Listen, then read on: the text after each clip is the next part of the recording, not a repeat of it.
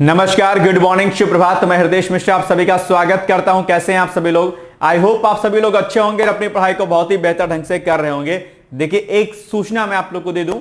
सूचना क्या है कि जो क्लास हमारी 9 बजे आती है वो क्लास अब आपको सुबह सुबह 8 बजे मिला करेगी, जैसा कि पहले मिलती थी। यानी कि अगर मैं आपको बताऊं कि जो क्लास आपकी करंट अफेयर्स की, ठीक है, करंट अफेयर्स की जो क्लास आपको, ठीक है, मिलती थी डेली, ठीक है, डेली 9 AM पे, ठीक है, कब मिलती थी आपको? 9 AM पे। तो अब ये मिलेगी आपको बेसिकली कब मिलेगी? अब कल से, ठीक है, कल से ये क्लास आपको मिल जाएगी कितने बजे? भैया आपको मिल जाएगी 8 AM पर, यानी कि सुबह 8 बजे। ठीक है, ये टाइम पहले हमारा था, तो अब अल्टीमेटली आप लोग सुबह 8 बजे उठिएगा और कल से जो है सुबह 8 बजे आप लोग जो है इसको देख सकते हैं। और ये करंट अफेयर्स जो आपका है, ये आपका जो भी आगामी आपकी परीक्षाएं हैं, चाहे आपकी परीक्षा आपकी बीओ की है, चाहे परीक्षा आपकी लेखपाल की है, ठीक है, लेखपाल सब लोग ने डाला ही हुआ फॉर्म, लेखपाल की चाहे परीक्षा आपकी, चाहे परीक्षा आपकी जो है लोअर पीसीएस की है आपकी, ठीक है, चाहे परीक्षा आपकी पीसीएस की है, चाहे परीक्षा आपकी आगामी आरओ और एआरओ की है, ठीक है, आरओ और एआरओ की है, चाहे आपकी परीक्षा एएचसी आरओ एआरओ की है, सबके लिए हमारा ये करंट अफेयर्स क्या होता है? इंपॉर्टेंट होता है। और बाकी एग्जाम में अगर आपको कोई दिक्कत होती, कोई समस्या होती, तो उसके लिए आप निसंकोच होकर के हमें हमारे कॉन्टैक्ट नंबर 860444092201 पर आप संपर्क कर सकते हैं। यहां पर हमारे सारे कोर्सेज की जानकारी और पढ़ाई लिखाई में कोई दिक्कत होगी तो इसी नंबर पर 860444092201 पर संपर्क कर सकते हैं। ठीक है, चलिए आइए बिना देरी के आज की क्लास को हम करते हैं स्टार्ट और देखते हैं क्या कुछ चीजें हैं। भाई साहब, पढ़ाई लिखाई कर लीजिए आप लोग, नहीं तो जीवन गुलगप्पा हो जाएगा। तो क्या कीजिएगा आप? कुछ नहीं कर पाइएगा, है ना। इसलिए स्टडी क्या है आपके लिए बहुत इंपॉर्टेंट चीज है। ठीक है, चलिए, भोजन के डिब्बों पर जिंक के स्थान पर निम्नलिखित में से कौन सा धातु का लेप लगाया जाता है? आप लोगों से बहुत कम लोगों ने उत्तर दिया था। मैं उम्मीद करता हूं आज इस प्रश्न का उत्तर आप दोबारा से देंगे, मुझे दोबारा से देंगे। ठीक है, चलिए, पहला टॉपिक है उसका नेपाल चुनाव। नेपाल चुनाव आप जानते होंगे, चर्चाओं में रहा, कुछ टाइम पहले रहा है, जनजी आंदोलन के खिलाफ। ठीक है, क्या आंदोलन हुआ, क्यों आंदोलन हुआ, आप लोग बखूबी उससे वाकिफ होंगे, मैं उस पर नहीं जाता हूं। लेकिन अभी जो चुनाव हुआ है ये एक बड़ा खास है। कहा जा रहा है कि ये जो भाई साहब जीते हैं बालेंद्र शाह जी, इनको अभी जिनको बधाई दी है जो है पीएम मोदी जी ने, बालेंद्र शाह जी, और राष्ट्रीय स्वतंत्र पार्टी, ध्यान रखिएगा, क्या राष्ट्रीय स्वतंत्र पार्टी के अध्यक्ष रवि लामछाने और आरएसई के वरिष्ठ नेता बालेंद्र शाह को बधाई दी है।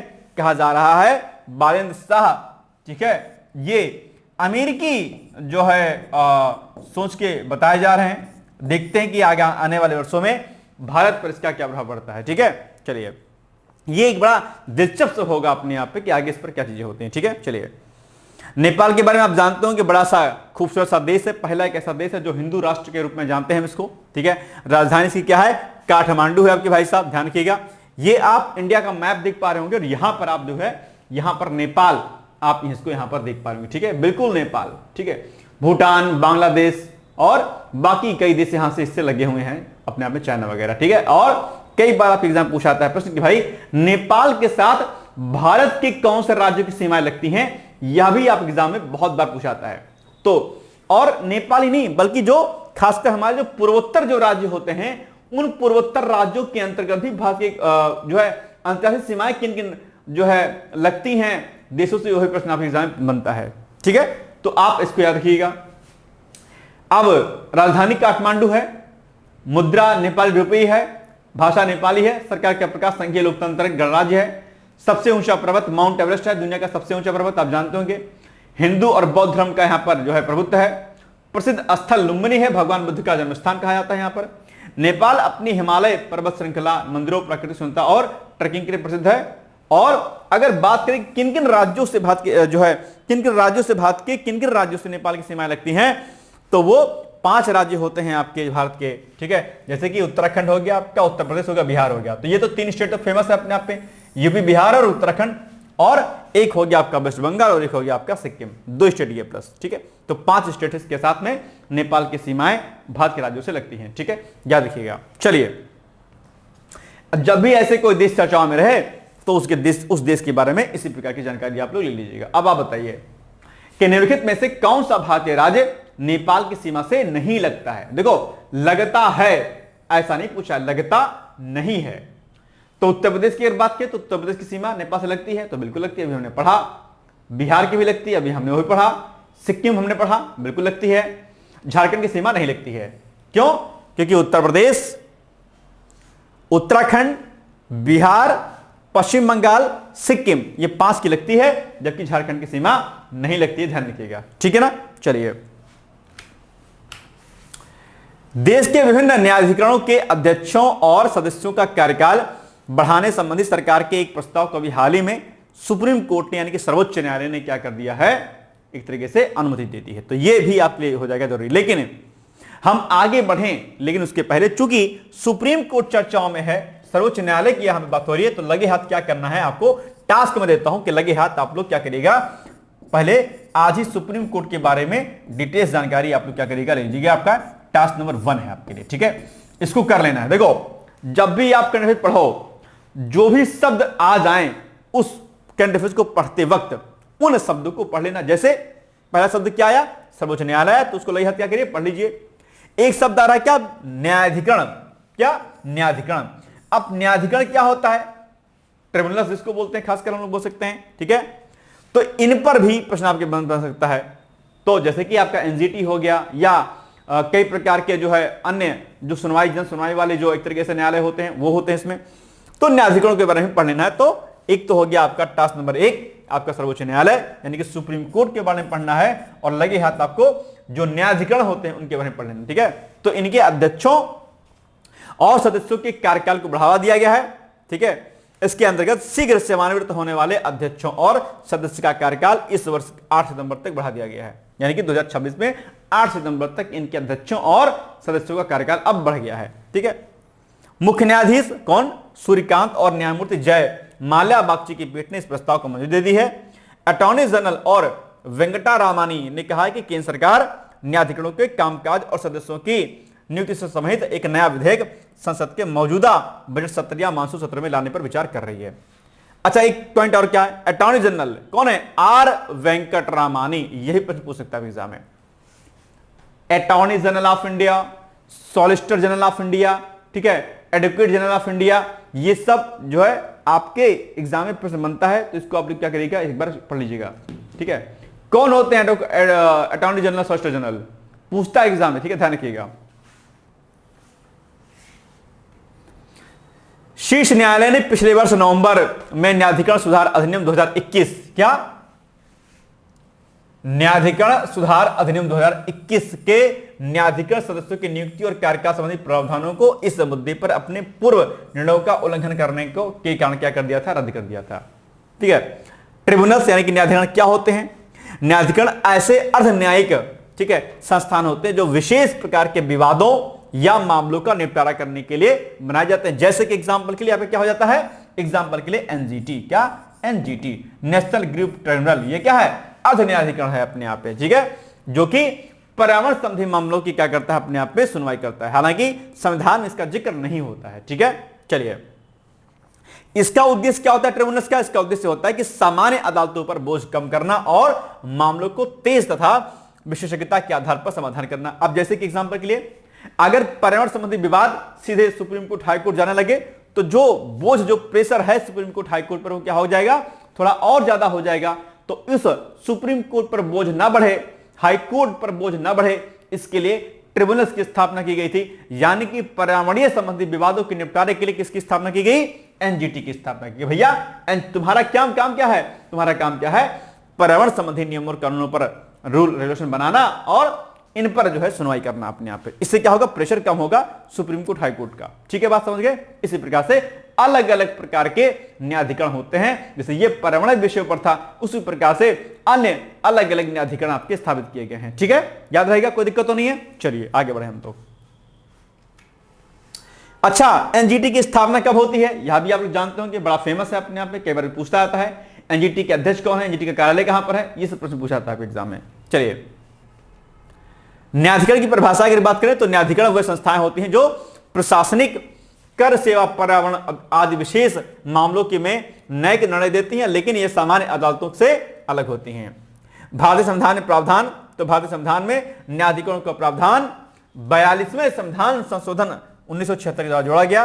अनुच्छेद 323A प्रशासनिक न्यायाधिकरण के अंतर्गत, 323B अन्य पिछड़ों से संबंधित न्यायाधिकरण, और न्यायाधिकरण के उद्देश्य की अगर बात करते हैं तो न्यायिक प्रक्रिया को तेज बनाना, विशेषज्ञता के आधार पर निर्णय लेना, अदालतों पर मामलों का बोझ कम करना। और भारत में प्रमुख न्यायाधिकरणों की अगर हम एग्जांपल के लिए बात करें तो एक तो मैंने आपको बता दिया एनजीटी, जो कि पर्यावरण संबंधी विवादों का निपटारा करता है। दूसरा कैट यानी कि केंद्रीय प्रशासनिक न्यायाधिकरण यानी कि सेंट्रल एडमिनिस्ट्रेटिव ट्रिब्यूनल्स, सरकारी कर्मचारियों की सेवा के विवाद को निपटाता है।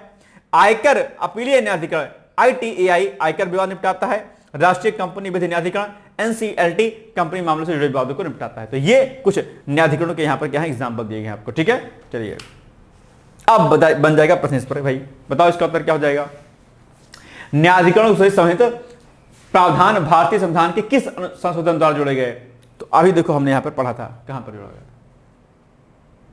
ये देखो 42वां संविधान अधिनियम है ना, बस। तो क्या हो जाएगा, एक है 44वां संविधान संशोधन, 42वां संविधान संशोधन, 52वां संविधान संशोधन और 73वां संविधान संशोधन। तो ये हो जाएगा जरूरी, और ये हो जाएगा क्या आपका 42वां। अच्छा, इसमें जितने संशोधन दिए गए हैं, एक नंबर देखो, अब इसमें आप क्या करिएगा, अलग से जो है इनको सबको पढ़ लीजिएगा। कौन कौन सा, एक तो आपका 44वां संविधान संशोधन अधिनियम क्या था, 52वां संविधान संशोधन अधिनियम क्या था, और 73वां, और इसके अलावा प्लस 74वां जो आपका संविधान संशोधन है, उसको भी आपको क्या करना है, पढ़ लेना है। यह भी क्या है आपके एग्जाम के लिए जरूरी है बॉस, ठीक है। तो ये मैं आपको टास्क नंबर 2 देता हूं। ये आपका क्या है, टास्क नंबर 2 है। इसको आपको पढ़ना है, एक ये पढ़ना है आपको, एक ये पढ़ना है, और एक आपको ये और ये पढ़ना है। तो ये आपका टास्क नंबर 2 है, जिसको आपको होमवर्क के रूप में है कि आपको इसको पढ़ना है। भाई साहब करते जाइएगा प्लीज। अगर मेरे साथ इसी तरीके से पढ़ेंगे कि जो जो चीजें रहती हैं चर्चाओं में इसको पढ़ना है, यकीन मानिएगा करंट अफेयर्स के साथ में बहुत बड़े स्तर का जीएस का सेगमेंट आपका रेडी हो जाएगा, बहुत बड़े स्तर का।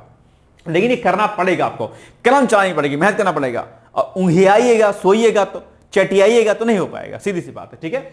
इतना काम आपको करना है एनी हाउ, ये बड़ा विशेष है आप लोग के लिए, ठीक है। चलिए आगे बढ़ते हैं हम लोग। अब कूनो राष्ट्रीय उद्यान में मादा चीता ज्वाला के 5 सांपों ने अपने जन्म लिया है, और अब टोटल जो इससे भारत में जन्मे टोटल 100 की जो संख्या हो गई वो हो गई है 33 हो गई है, ध्यान रखिएगा, ठीक है। तो कूनो राष्ट्रीय उद्यान जो कि आपके लिए इंपॉर्टेंट भी है, कूनो राष्ट्रीय उद्यान में मादा चीता ज्वाला के 5 सांपों ने जन्म लिया है, और अब ऐसे में इनकी संख्या हो गई 33। यह भारत की धरती पर चीतों का 10वां सफल प्रजनन है अपने आप में, ठीक है। तो ये खास बात है, अपने आप ध्यान रखिएगा। बाकी प्रोजेक्ट चीता के बारे में आप जानते होंगे। कूनो राष्ट्रीय उद्यान की हम बात करते हैं थोड़ा सा, तो स्थान कहां पर, ये स्थान कहां पर, मध्य प्रदेश के श्योपुर जिले में है। कौन, कूनो राष्ट्रीय उद्यान, जो कि आपका क्या हो जाएगा, इंपॉर्टेंट हो जाएगा। दूसरा, इसकी स्थापना 1981 में वन्यजीव अभ्यारण्य 2018 में राष्ट्रीय उद्यान का दर्जा इसको दिया गया, ठीक है। 1981 में वन्यजीव अभ्यारण्य और 2018 में राष्ट्रीय उद्यान का दर्जा दिया गया। चलिए, क्षेत्रफल इसका लगभग कितना है, 748 वर्ग किलोमीटर है। यह भारत के प्रमुख संरक्षित क्षेत्रों में से एक के रूप में जाना जाता है। इसकी विशेषताएं क्या है, यह उद्यान विशेष रूप से चीतों के पुनर्वास के लिए जाना जाता है, ठीक है। 2022 में नामीबिया और बाद में दक्षिण अफ्रीका से चीतों को यहां पर लाया गया, आप जानते होंगे। इसका उद्देश्य भारत में विलुप्त हो चुके चीतों को फिर से क्या है, बसाना, इसका उद्देश्य है, ठीक है। चलिए, प्रमुख वन्यजीव इसमें जो पाए जाते हैं, चीता, तेंदुआ, भेड़िया, लकड़बग्घा, नीलगाय, चिंकारा, सांभर और चीतल, ठीक है। वनस्पति, यह शुष्क पर्णपाती वन जो है इसमें पाया जाता है, ड्राई डेसिडुअस फॉरेस्ट में पाए जाते हैं। यहां पर खैर, सागौन, साल जैसे पेड़ भी पाए जाते हैं, ठीक है। चलो, ये सब कई बार पूछा आता है अलग अलग रूप में यहाँ पे एग्जाम में, ठीक है। और कई बार गलती करके चले आते हैं हम लोग। चलिए बताइए, मादा चीता ज्वाला ने किस राष्ट्रीय उद्यान में 500 को जन्म दिया है, कान्हा राष्ट्रीय उद्यान में, रणथंभौर राष्ट्रीय उद्यान में, कूनो राष्ट्रीय उद्यान में, या फिर बांधवगढ़ राष्ट्रीय उद्यान में। सिंपल सी बात है, सी वाला होगा, कूनो राष्ट्रीय उद्यान में। अब बताओ मुझे, अब एक टास्क मैं आपको देता हूं कि कान्हा राष्ट्रीय उद्यान कहां पर है, बांधवगढ़ राष्ट्रीय उद्यान कहां पर और रणथंभौर राष्ट्रीय उद्यान कहां पर है। क्यों? क्योंकि आपके एग्जाम में राष्ट्रीय जो भी पार्क होते हैं, अपने आप राष्ट्रीय जो उद्यान होते हैं, इन पर प्रश्न बनता है एग्जाम में बहुत बार। मैंने पूछा आपसे इस बारे में, राष्ट्रीय उद्यान। तो बताओ कि भैया इसको आप कमेंट करके मुझे बताइएगा प्लीज, है ना, कि इसका उत्तर क्या हो जाएगा। क्या? कान्हा राष्ट्रीय उद्यान, कूनो राष्ट्रीय उद्यान, सॉरी रणथंभौर राष्ट्रीय उद्यान और बांधवगढ़ राष्ट्रीय उद्यान, तीनों आपको मुझे बताना। ये सर्च करिए। देखो मैं चाहता तो मैं यहां पर लिख के बता देता आपको, लेकिन जब आप खुद से सर्च करेंगे तो वो दिमाग में आपको लंबे समय तक याद रहेगा। इसीलिए मैं आपको क्या करता हूं, टास्क देता रहता हूं कि भाई आपको ये चीजें क्या करनी, तैयार करनी है। ये एक ट्रिक है आपको तैयार कराने का। मेरे लिए बहुत आसान है कि वो भाई जब मैंने बांधवगढ़ राष्ट्रीय उद्यान बताया था तो मैं एक साइड और बना देता और इसकी औसती को मैं लिख देता, लेकिन नहीं, मैंने लिखा नहीं। क्यों? क्योंकि मैं चाहता हूं कि आप कलम चलाएं अपनी, आप सर्च करें इसको, आप स्वयं से काम करेंगे तो क्या होगा, आपको मजा आएगा और आपको लंबे समय तक याद रहेगा। लेकिन भाई साहब टास्क मेरा क्या है आपको कि आप प्लीज करते जाइएगा। तो ये आप इनके बारे में प्लीज पढ़ लीजिएगा एक बार, ठीक है ना, कोई दिक्कत तो नहीं है यहां पे, ठीक है। चलिए जब क्लास वाइंड अप हो जाएगी तब आप कर लीजिएगा, या फिर आप अगर लाइव क्लास के बाद देखते हैं तो वीडियो को पॉज करके और फिर से इसको देख करके आगे बढ़िएगा, नोट्स बनाते रहिएगा अपना, ठीक है। चलिए अब इसके नोट्स बनाते रहिएगा भाई, कौन कहां कहां का भरा है, क्योंकि राष्ट्रीय पार्क उनकी औसती के बारे में प्रश्न पूछा जाता है। Total number of national park कितने, यही प्रश्न पूछा जाता है आपके एग्जाम में, ठीक है। चलिए तो वाइल्ड लाइफ सेंचुरीज, आपके बर्ड सेंचुरीज, ये सब पढ़ लीजिएगा आप लोग। रामसर स्थल, ठीक है, ये सब। संयुक्त सैन्य अभ्यास लामितीय 2026 चर्चाओं में रहा है। तो भारतीय सशस्त्र बलों का एक दल सशस्त्र रक्षा बलों के साथ संयुक्त सैन्य अभ्यास लामितीय 2026 के 11वां संस्करण इसका है में भाग लेने के लिए सेशल्स पहुंच गया अपने आप पे, ठीक है। ध्यान रखिए यह अभ्यास 9 मार्च से सशस्त्र रक्षा अकादमी शुरू में होकर के 20 मार्च से चलेगा। तो पूछेगा कब से कब तक, तो ये चलेगा आपका 9 मार्च से लेकर के आपका 20 मार्च तक, ठीक है, 20 मार्च तक, ठीक है। और अगर मैं पूछूं कि इसका संस्करण कौन सा था, इसका 11वां संस्करण था। यह भी आपके लिए क्या है, बहुत ज्यादा इंपॉर्टेंट है आपके लिए, ठीक है। यह अभ्यास शांति स्थापना अभियानों के दौरान दोनों पक्षों के बीच सहयोग और अंतर संचालितता को मजबूत करता है अपने आप पे, ठीक है। चलिए यह दोनों सेनाओं के बीच कौशल, अनुभव और अच्छी प्रथाओं के आदान प्रदान के साथ साथ में द्विपक्षीय सैन्य संबंधों को मजबूत और बढ़ावा देता है। 12 दिनों तक ये चलेगा और 12 दिन तक चलने वाले इस संयुक्त सैन्य अभ्यास में क्षेत्र प्रशिक्षण अभ्यास, युद्ध संबंधी चर्चाएं, केस स्टडी, व्याख्यान और प्रदर्शन शामिल होंगे, जिसका समापन 2 दिनों के सत्यापन अभ्यास के बाद हो जाएगा, ठीक है। चलिए सेशल्स चर्चाओं में है तो पढ़ लीजिए सेशल्स के बारे में। यह हिंद महासागर में अफ्रीका के पूर्वी तट के पास स्थित द्वीपीय देश है। राजधानी इसकी विक्टोरिया है। मुद्रा है कि सेसेलॉइस रुपया है अपने आप पे। आधिकारिक भाषा यहाँ पे अंग्रेजी, फ्रेंच और सेसेलॉइस है, क्रियोल है। सरकार के प्रकार राष्ट्रपति प्रणाली वाला गणराज्य है अपने आप पे। भौगोलिक स्थिति की अगर बात करते हैं तो सेशल्स लगभग 115 द्वीपों का समूह अपने आप पे, या दुनिया के सबसे छोटे देशों में से एक के रूप में माना जाता है। प्रमुख द्वीप की बात करते तो यहाँ पर माहे, प्रालिन और लार्डिक द्वीप हैं, कई बार पूछ सकता है एग्जाम में। यहाँ सुंदर समुद्र तट, प्रवाल भित्तियां जिसको कोरल लीफ कहते हैं, और जो जैव विविधता पाई जाती है इसमें। अब देखो कोरल लीफ जो कि आपके लिए क्या है, इंपॉर्टेंट है। कोरल लीफ के बारे में बहुत सारे प्रश्न आपके एग्जाम बनते हैं।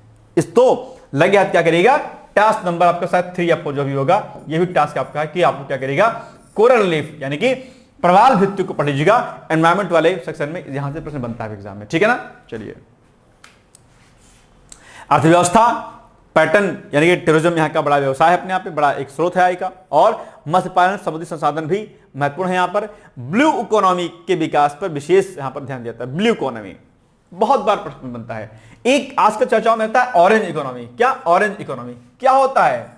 ये ऑरेंज इकोनॉमी आजकल खूब चर्चाओं में है। ऑरेंज इकोनॉमी ये क्या होता है, ध्यान रखिएगा। ऑरेंज इकोनॉमी क्या होती है बताइएगा मुझे। और एक शब्द भी चर्चाओं में है इसी से रिलेटेड, ब्लू बुक, है ना। क्या ब्लू बुक, ठीक है, क्या ब्लू बुक जानते हैं आप लोग क्या है ये, ठीक है। नहीं जानते तो जान लीजिए, चर्चाओं में था ब्लू बुक। क्या ब्लू बुक ये चर्चाओं में था क्योंकि भी राष्ट्रपति जी जो है बंगाल गई हुई थी और वहां पर उनके प्रोटोकॉल में कई प्रकार की कमियां देखी गई, खामियां देखी गई। इसके लिए वहां की स्टेट के डीजीपी और बाकी अन्य बड़े अधिकारियों को वहां पर जो है कारण बताओ नोटिस जारी किया गया। और ब्लू बुक जो होता है उसमें इसमें क्या होता है, प्रेसिडेंट आपके, पीएम आपके, ठीक है, उपराष्ट्रपति आपके और उनके परिवारों के प्रोटोकॉल के बारे में जानकारी दी जाती है। किस बुक में? ब्लू बुक के बारे में। ठीक है, तो चर्चाओं में रहा, इसको आप एक बार ध्यान से पढ़ लीजिएगा। ठीक है, चलिए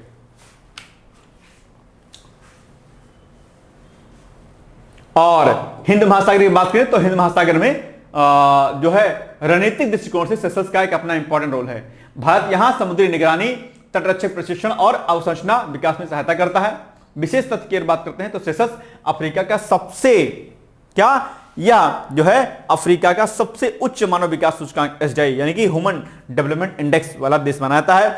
यह देश समुद्री संरक्षण और जलवायु परिवर्तन के मुद्दों पर सक्रिय निभाता। अच्छा, भारत की रैंकिंग क्या है एसडीआई में? बताओ, भारत की रैंक जो है एसडीआई में कितनी है? एसडीआई में ह्यूमन डेवलपमेंट इंडेक्स में एसडीआई रैंकिंग कितनी है भारत की? बताइएगा मुझे प्लीज। चलिए अब आपके सामने आ जाएगा प्रश्न। संयुक्त सैन्य अभ्यास लामीतीये 2026 का कौन सा संस्करण भी हाल ही में आयोजित किया गया? 8वां, 9वां, 10वां या 11वां? बताइए। इसी में प्रश्न पूछ लेता कि लामीतीय अभ्यास किन दो देशों के मध्य में किया जाता है? तो भारत और सेशल्स के बीच में। लेकिन क्या पूछा है कि संस्करण कौन सा है? मैं कई बार कहता हूं ना कि संस्करण पूछ लेता है एग्जाम में, तो संस्करण कौन सा था? इसका 11वां था, यानी कि D is the right answer. ठीक, चलिए बाकी पीसेस का हमारे यहां पर बैच चल रहा है। फाउंडेशन कोर्स अलग चल रहा है, pre plus mains plus interview का, और साथ साथ में जो है ओनली प्री का अलग चल रहा है बैच, जिसमें आपको प्रॉपर गाइडेंस, प्रॉपर आपको मेंटरशिप दी जाएगी, और ये आपके लिए क्या सबसे ज्यादा इंपॉर्टेंट है। ठीक है, तो ये आप लोग प्लीज इसको ज्वाइन कर लीजिएगा। कूपन कोड लगा दीजिएगा पीसेस 2000, तो फीस 4500 से जो आपकी हो जाएगी 2500 हो जाएगी। ठीक है, इसके लिए आप हमें हमारे कॉन्टैक्ट नंबर 8604409201 या फिर बाकी दो अन्य नंबर पे आप कॉल कर सकते हैं। ठीक है, या मैसेज कर सकते हैं, पीसेस प्री लिख करके आप भेज दीजिएगा। और ये प्रॉपर गाइडेड प्रोग्राम है, मेंटरशिप प्रोग्राम है हमारे यहाँ पर। ठीक है, इसमें वीडियो लेक्चर मिलेंगे आपको, करंट अफेयर्स का वीडियो मिलेगा, आर्टिकल मिलेंगे और बाकी चीजें मिलेंगी आपको। ठीक है, चलिए तमिलनाडु महिला उद्यमी सशक्तिकरण योजना चर्चा में रहा है। यह योजना तमिलनाडु एमएसएमई विभाग द्वारा तैयार की गई है। इसका लक्ष्य क्या है? 5 वर्षों में 1 लाख महिलाओं को उद्यमिता से जोड़ना है। बड़ी योजना है अपने आप में। ठीक है, योजना केवल बड़े निर्यात उन्मुख उद्योगों पर केंद्रित नहीं है, बल्कि महिला नेतृत्व वाले छोटे और मध्यम उद्यमों, जिसको एमएसएमई सेक्टर्स बोलते हैं, उन पर क्या है? आश्रित है अपने आप पे, उस पर केंद्रित है अपने आप पे। योजना के अंतर्गत संस्थागत समर्थन, प्रशिक्षण और वित्तीय सहायता प्रदान की जाती है। भाई साहब ध्यान रखिएगा। ठीक है, अब बन जाएगा प्रश्न इस पर। चलो, तमिलनाडु महिला उद्यमी सशक्तिकरण योजना के संबंध में निम्नलिखित कथनों पर विचार कीजिए। नंबर 1, यह योजना राज्य के एमएसएमई विभाग द्वारा तैयार की गई है। इसका लक्ष्य 5 वर्षों में 1 लाख महिलाओं को उद्यमिता से जोड़ना है। तीसरा, इस योजना का उद्देश्य केवल निर्यात उन्मुख बड़े उद्योगों को बढ़ावा देना है। चौथा, यह योजना का उद्देश्य महिला उद्यमियों को संस्थागत समर्थन, प्रशिक्षण और वित्तीय सहायता प्रदान करना। बताओ क्या हो जाएगा?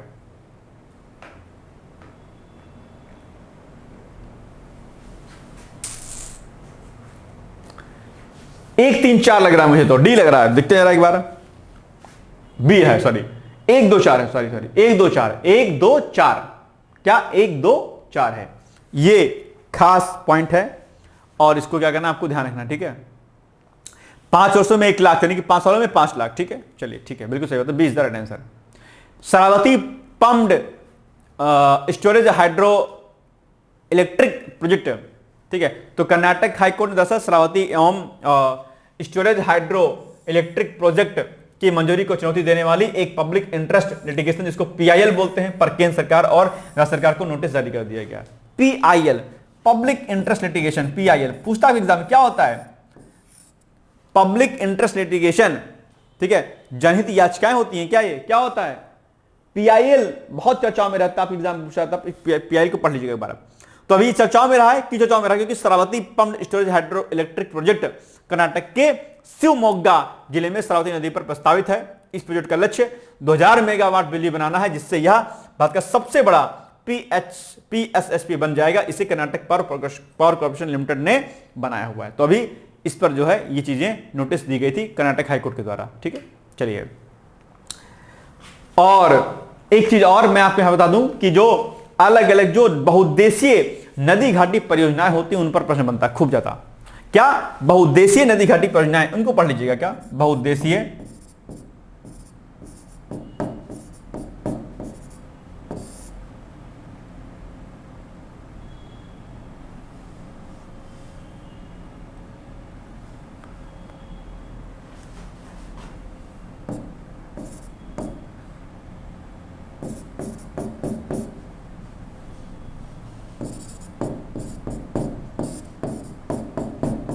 ठीक है, इसको क्या करिएगा, पढ़ लीजिएगा कि किस नदी पर कौन सा बांध बना है। भाखड़ा नागल बांध, ठीक है, किस नदी पर है अपने आप में, और जो अलग अलग जो योजनाएं हैं वो किन किन नदियों पर है ध्यान रखिएगा। ठीक है, कृष्णा नदी पर, सरस्वती नदी पर, अलग अलग नदियों पर कौन कौन से जो परियोजनाएं हैं उनको पढ़ लीजिएगा। बहुउद्देशीय, क्या, बहुउद्देशीय नदी घाटी परियोजनाएं। ठीक है, ध्यान रखिएगा इसको आप लोग एक बार। चलिए, अच्छा इसका उत्तर तो बताओ आप लोग प्लीज। प्रश्न क्या था इसका कि Sharavathi pumped storage hydro electric project PSSP किस राज्य में श्रावती नदी पर प्रस्तावित है। यह पूछ लेगा कि ये जो प्रोजेक्ट है पीएसएसपी यह किस नदी पर है, तो आप कहेंगे श्रावती नदी पर है। ठीक है, कहां पर है ये, तमिलनाडु, केरल, महाराष्ट्र, कर्नाटका में कहां पर है, प्लीज इसका आंसर बताइएगा कहां पर है ये आपका कर्नाटका, यानी D is the right answer. ठीक है ना, आसान है। चलिए, ग्लाइप्टोथोरेक्स सेंटीमेरेनी, ध्यान सुनिएगा, क्या क्या लिखा हुआ है, ग्लाइप्टोथोरेक्स सेंटीमेरेनी। ठीक है, ठीक है, और ओरेइचाथिस एलियाने, इसकी अभी क्या हुई, खोज हुई है इस प्रजाति की, जो कि एक तरीके से अपने आप में जो है फिश की एक क्या प्रजाति है, यानी कि नॉर्थ ईस्ट इंडिया के रिसर्चर्स ने नागालैंड की क्या 2 नई मीठे पानी की मछलियों की प्रजातियों के बारे में बताया है। ये जो कि क्या है, एक है ग्लाइप्टोथोरेक्स और सेंटीमेरेनी, और एक है आपका ओरेइचाथिस एलियाने। ठीक है, याद रखिएगा। इन प्रजातियों का नाम दरअसल ग्लिप्टोथोरेक्स सेंटीमेरेनी और इचाथिस एलियाना है। इन्हें नागालैंड के मोकोंगचुंग जिले में ब्रह्मपुत्र नदी की सहायक नदियों में इचथियोलॉजिकल सर्वे के दौरान खोजा गया था। और ग्लिप्टोथोरेक्स सेंटीमेरेनी दिखू नदी के चट्टानी हिस्सों में पाई गई थी, और यह धार में रहने वाली कैटफिश से संबंधित है अपने आप पे। तो ध्यान, ये भी प्रश्न पूछ सकता है कि ये किससे रिलेटेड है, आप कहेंगे कैटफिश से। और इचथिस एलियाने तुत्स्करांग नदी की एक सहायक नदी में पाई गई थी। ठीक है, तो ये चर्चा में रहा है, इसको आप पढ़ लीजिएगा। और एक प्रश्न आपके एग्जाम में और बनता है मछलियों में कि कौन सा मछली इसमें है कि नहीं, ऐसे आपसे पूछ लेगा, बताओ कैटफिश, क्या कैटफिश, फिर पूछ लेगा स्टारफिश, स्टारफिश, हॉर्सफिश। ठीक है, पूछेगा कि बताओ कौन सा मछली है कि नहीं है। तो ये एक प्रश्न आप लोग अक्सर देखते होंगे, पीसीएस के एग्जाम में आता है। ठीक है, इसको पढ़ लीजिएगा आप लोग। ठीक है, अब बताओ आप लोग इसमें से प्रश्न क्या हो जाएगा इसका उत्तर कि भाई ग्लाइप्टोथोरेक्स सेंटीमेरेनी और इचथिस एलियाने जो हाल ही में खबरों में था किस प्रजाति के हैं, तो मछली के हैं, मकड़ी के हैं, चींटी के हैं, या फिर सांप के हैं। सिंपल सी बात है, अभी हमने आपको बताया क्या है, ये मछली की प्रजाति है अपने आप में। ठीक है ना, चलो बस हो गया, आसान सा था। जीआई टैग्ड कार्बी आंग्लों अदरक, ये भी चर्चाओं में रहा है। इसको भी हाल ही में क्या किया गया है, इसे दरअसल जियोग्राफिकल इंडिकेशन टैग मिला है, जो इसके खास ओरिजिन और क्वालिटी की पुष्टि करता है। इसमें एसेंशियल ऑयल की मात्रा ज्यादा होती है, तेज मिट्टी सा स्वाद होता है, और यह पाचन और सूजन कम करने वाले फायदों से भरपूर होता है। इसकी खाना बनाने, दवा बनाने और प्रोसेसिंग इंडस्ट्री में बहुत ज्यादा क्या है, इसकी डिमांड है अपने आप में। इसीलिए जो है ये क्या था, ये जो टैग्ड कार्बी आंग्लोंग रखी चर्चा में था। और असम ने 1.2 metric tonne geographical indication tag वाले कार्बी आंग्लोंग अदरक का अपना पहला ट्रायल एक्सपोर्ट लंदन के लिए शुरू किया, जो खेती में एक बड़ा मील का पत्थर है। असम वाले भैया इसको भेजेंगे, ले जाओ। इससे क्या होगा, इससे निश्चित तौर पर असम में एक बड़े स्तर का जो फायदा होगा, और लोग इसको उगाने में और आगे प्रयास करेंगे, इससे लोगों को रोजगार मिलेगा। ठीक है, किसानों की आय दुगनी होगी अपने आप में। तो कार्बी आंग्लोंग जिले में अदरक की यह प्रीमियम वैरायटी उगाई जाती है, जो तेज खुशबू अपने आप में, ज्यादा तीखेपन, ठीक है, और दवा वाले गुणों के लिए जानी जाती है। इसे मुख्य रूप से सिंहासन पहाड़ियों में पारंपरिक झूम खेती और तिला खेती के तरीकों में उगाया जाता है। 2 शब्द आया, एक झूम खेती, क्या झूम खेती, और एक तिला खेती। झूम कल्टीवेशन क्या होता है बताओ, तुरंत मुझे बताओ। अब ये इसके लिए मैं आपको जो है टाइम दे रहा हूं, ठीक है, कि आप मुझे बताओ इसको क्या होते हैं, क्या बोलते हैं इसको। चलो, टाइम आपको मैं दे दिया है, और बताओ आप लोग कि क्या होता है ये।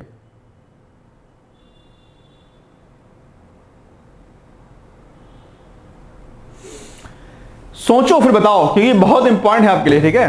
ये बात ध्यान रखिएगा आप लोग।